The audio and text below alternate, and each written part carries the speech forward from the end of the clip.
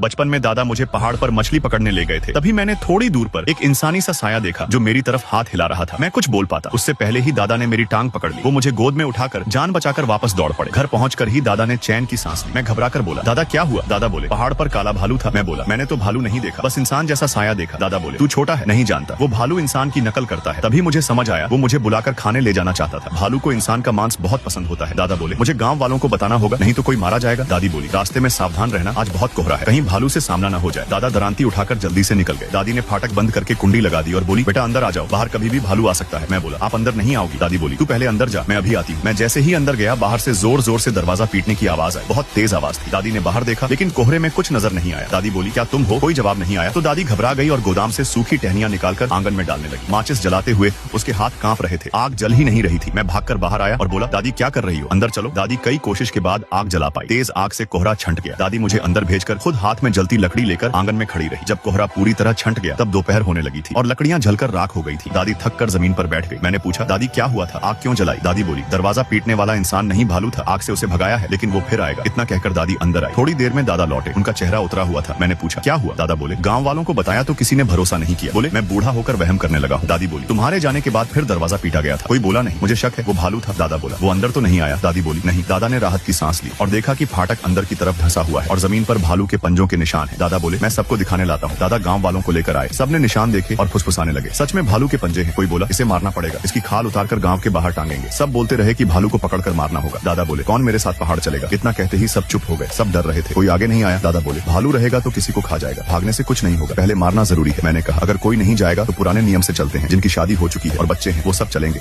लोग बोले, भालू कितना बड़ा है? दादा बोले, बस 700-800 किलो तुम्हारी मोटी सुअर जितना। यह सुनकर लोग थोड़ा निश्चिंत हुए। करीब 15 आदमी हथियार लेकर दादा के साथ पहाड़ चले गए। दादी मुझे लेकर मामा के घर चली गई, क्योंकि वहाँ 2 बड़े काले कुत्ते थे और जगह सुरक्षित थी। लेकिन जैसे ही हम वहाँ पहुंचे, मामा अचानक सन्न रह गए।